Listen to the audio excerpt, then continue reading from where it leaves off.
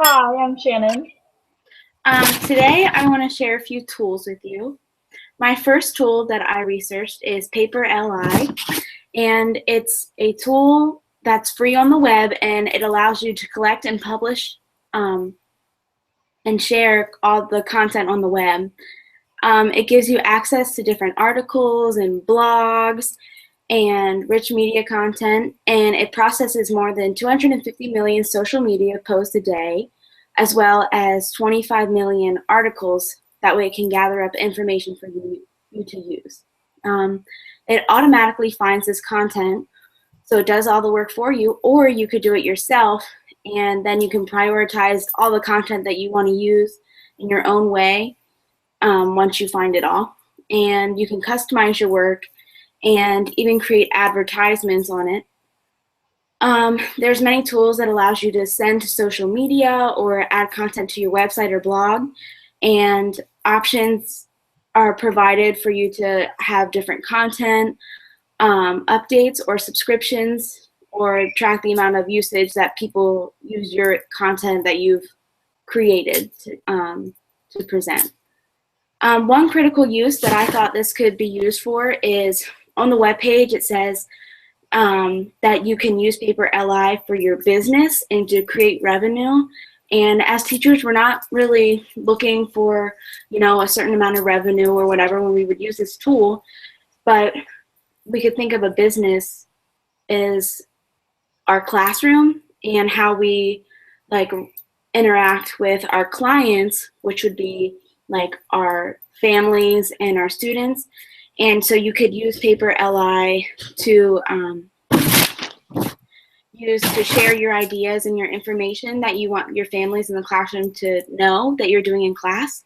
Um, the link between Paper.li and social media allows a big connection between you and the families, because as the day and age gets older, or newer, I should say, more people are using social media, so you have that direct interaction with your families. I really like that idea just because having a website as a teacher and allowing your students or their parents to see that so you can communicate different either activities that are due or assignments, and it allows for like a better communication between you and family or you and other teachers within the school. Yeah, and those parent and teacher or family and teacher interaction is critical in the child's education. So speaking of critical, a critical insight could be that I know in my field placement they have been working on researching, and this tool could help update parents and students at home on the different research topics with different articles and information found on the web, so that they could, parents could sit with their child at home and they could look at and learn about the different topic that their child's researching in class. That way they have that school connection, and they'll know what their child's interested in and see what their child chose to, pick a whole topic for them to do their work on. Or even having like the research, they can make their own website with either a partner or like a group, and that would be kind of engaging and motivating for the students to like give the amount of information that they need for their website, and they could show family, or it could be across the school, or it could be just like something that they share with the classroom, just a different way to use technology and assess what the students know and what they're researching. Yeah, that's a good. So I have a tool called ElectroMinx, and this is a science tool used for drawing circuits. And the Circuit Scribe is a pen that writes with a non-toxic silver ink, and it makes creating circuits as easy as like doodling on like your paper. There's kits that you can buy for your classroom or for home if you want to, but mostly for your classroom. And they're rated from beginner to advanced, and they're for all ages. They can be used individually or for the classroom use. And there's a basic classroom kit that makes it easy to introduce like electronics to your classroom if they're not used to it and trying something new. You could start off with that. It allows you to teach about like conductivity, resistance, transistors, diodes, and all that type of vocabulary that they may not like be prone to before, but like using these different electronics in the classroom could help students to, use technology and get involved with it and learn new ways that circuits can be used. And it allows teachers to expand and supplement knowledge gained in curriculum while also teaching lessons relevant to the world. So like they'll be actually doing it themselves and not just watching a video about it. Under the education tab, there's a Circuit Scribe workbook that has pages that are printable for you to work on with your students, and they're free. So I thought that was really neat because, if they're just learning how to use it and you don't really know how to use it, it would help within the whole classroom, like being introduced to this new tool in the classroom.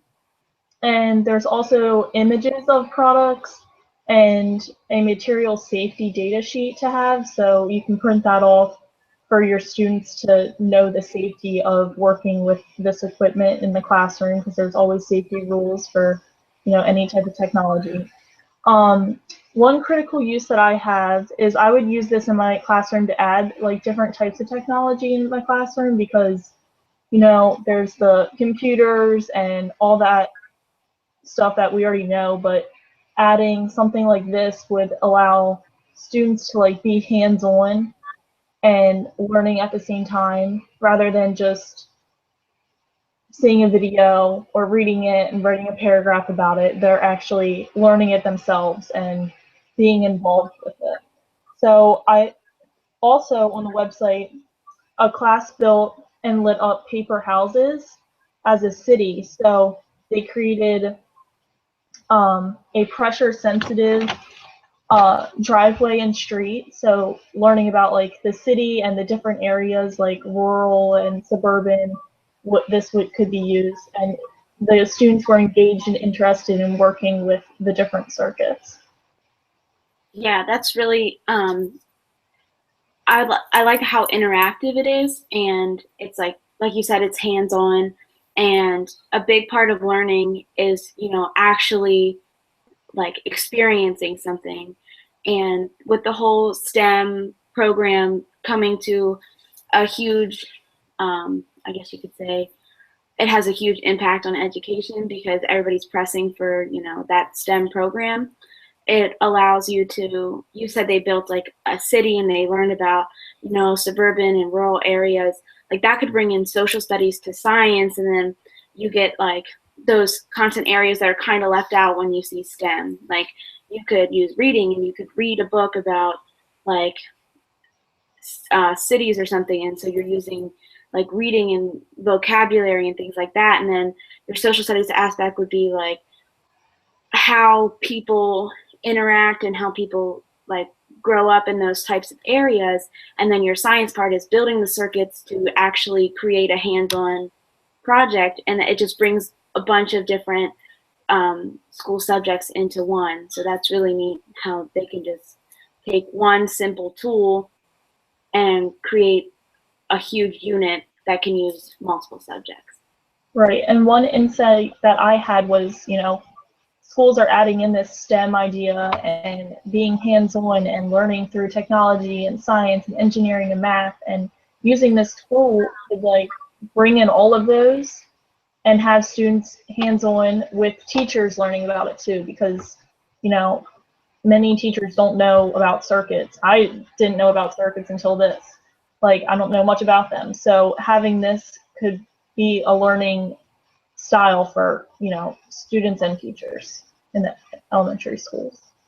Yeah, I can remember in high school physics we had to do circuits, and like they were just the most confusing thing, and I never knew like they were just like so complex. But like this tool can be, I guess, used for multiple ages.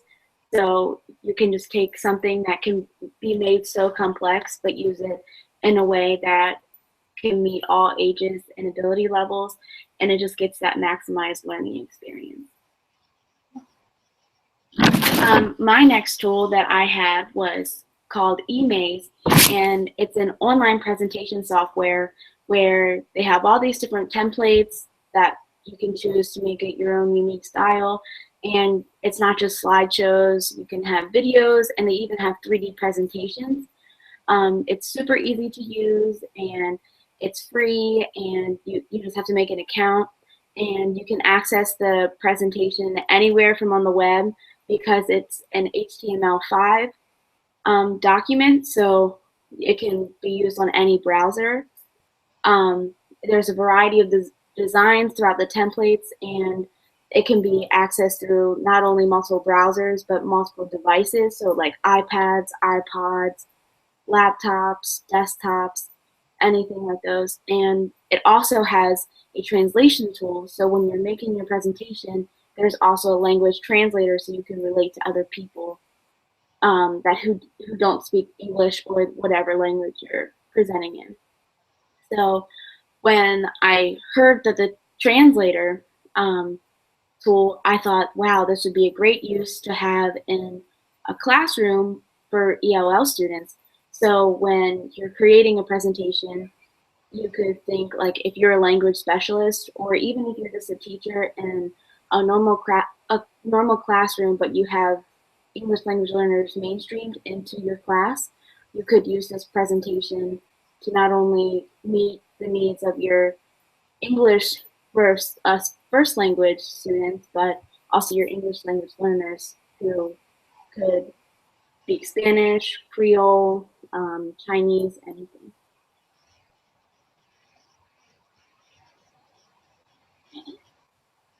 Yeah, I really like how you can use your presentation and, translate it into any language, because, a lot of students, in some areas, there's different nationalities and different languages that they speak, and having that tool would allow all needs to be met by every student.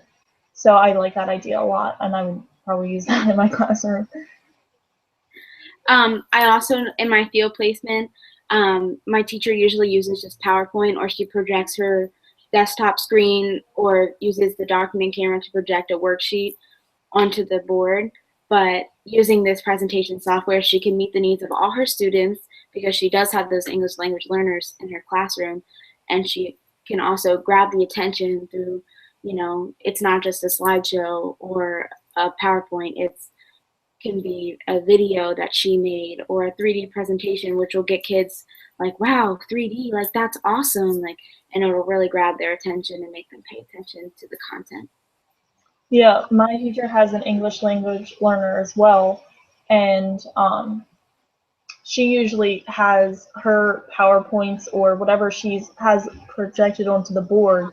She has them written in both English and their language.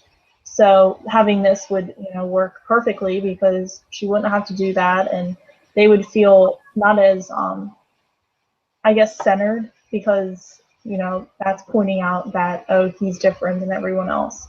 So having this tool would make it easier for the whole classroom.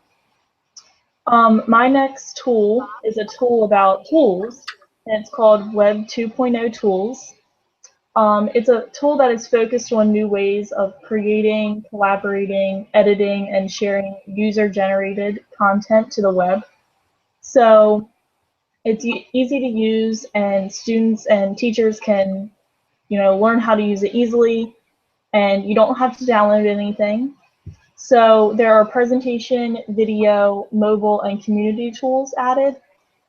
The presentation tools include something called SlideShare, which allows you to upload your already finished presentation, so PowerPoint or whatever presentation you have, and it switches it into something else used into the classroom. Then there's also Prezi, which presents info in a giant canvas instead of slides and presentations.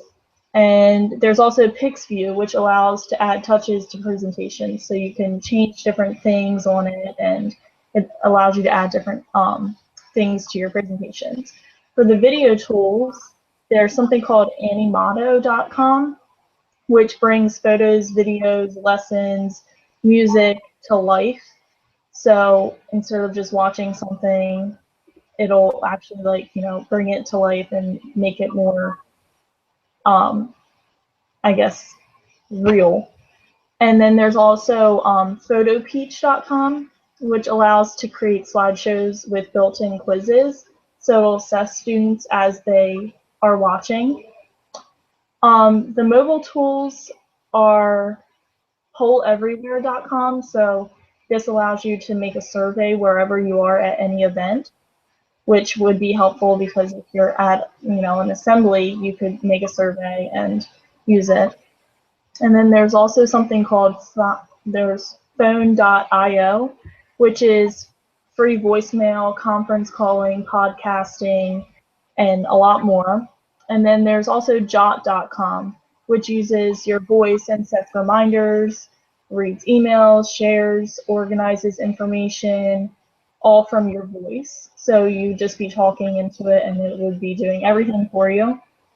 And then the last ones are community tools, which allows for community building and collaboration amongst teachers and students to teachers, all around. So these tools allow teachers and students to communicate within each other and collaborate and share their work. So if a student is at home sick, they could share their work to their teacher without, physically dropping it off. And some of these tools are like Google Docs, which we all know, Wikispaces, Ning, and Classroom 2.0, which is a community online for teachers. One critical use I thought would using any of these tools in the classroom because, technology is being used more often now, and using any type of technology in the classroom makes students engaged and motivated in what they're learning.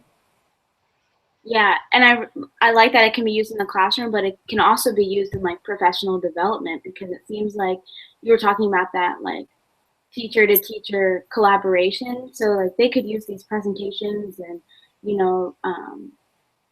different websites to be able to connect with one another and share their thoughts and views on education. Or like if they attend the professional development and they want feedback on it, they could use those surveys, or they could use the voice thing to like email each other, or figure out different ways of contact so that they can continuously share their teaching methods or teaching styles. That way their students will get the best education possible. Right, and one insight that I have is in my field placement, Prezi and Google Docs are used, and of course PowerPoint and stuff, but using more of these tools would allow teachers to stay connected and, oh, what's new? What tool can I use that no one else has used that would be new for the students to use?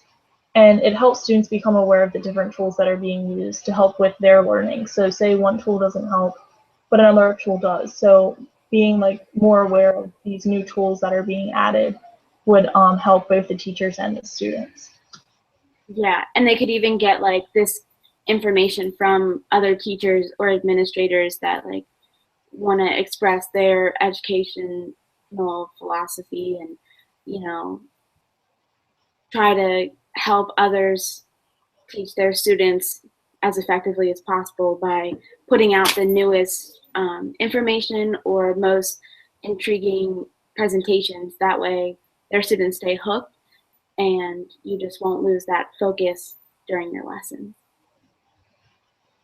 My last tool that I had was a QR Droid Zapper, and it's a tool that generates QR codes, and it actually can generate up to 9 different QR types.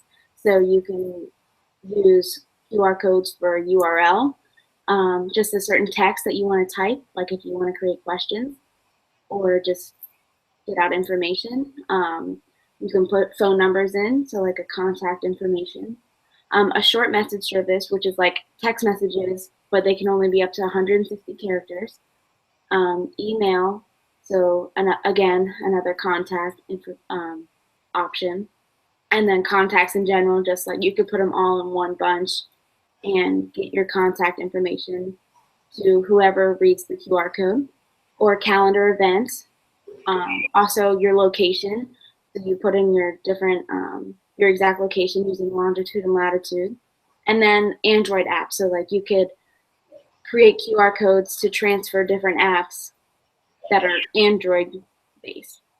So one critical use that I thought you could get out of the QR Droid Zapper is they could be put in a newsletter sent home to parents, and it makes the info less overwhelming. The newsletter isn't, full of like different words, and it's not like, oh man, I have to read all of this. Like you could have like subheadings and then put your QR code and then be like, oh wait, this is the teacher's contact information. Like, let me, read it with my phone and then take a screenshot of it, or just upload your contacts with her information right away, or even just something that they want to send to the parents as like a whole class. They can see that just with like one little scan of the button and put it into their phone quickly. You could also use it if you have, like say you have one letter going home to one parent and then another letter going home to others. And students are sometimes nosy about it. So if you want to just have the parents know about it, then that would be a way that they can look at it and not anyone else. So it can be like a confidential kind of thing. Yeah, I actually had thought about that too, just, because sometimes if you want to send a note home to the parent, but you don't want that child, like, because I know in my field placement, she'll like send a note home, and I watched kids like sit there and read the note, and then they're just distracted the whole day because they get mad about what the note says. So if it's like if it's a note that you don't want your kids to read and see before the end of the day, you could make that note right then and there and like put it on your computer and send it as a QR code. You can send it through email. But I also thought, like, in my field placement today, they were doing an activity with like, they were doing fractions on a number line, and they had each group had little cards, but instead of doing the cards with the question on it, they could actually have the QR codes. And if they had like a class set of iPads or like just little iPods with a QR code reader, then they could have the questions in QR form. And then that way it's more interactive, and they're like, oh, cool, like we get to use like the iPads or the iPods, and they're like, oh, I'm excited to get this question, and then they'll answer it so that they can scan again. Right, and I know my teacher has used QR codes a couple times in the classroom, but she has used questions from like a different website about, certain books or about, a scavenger hunt or something. So if she just put in that URL into that QR code, that would be so much easier than, copy and pasting the question into something else. So I like the idea of it being like a URL code, like each like URL, because they could go straight to the website instead of having to do all the extra work as a teacher. And because there's so many different options, they can really just use them for pretty much just about anything, as long as you have the right tools for it. Right. Alrighty, well, thank you. Thank you. All right, I'll see you next time. Bye. Bye.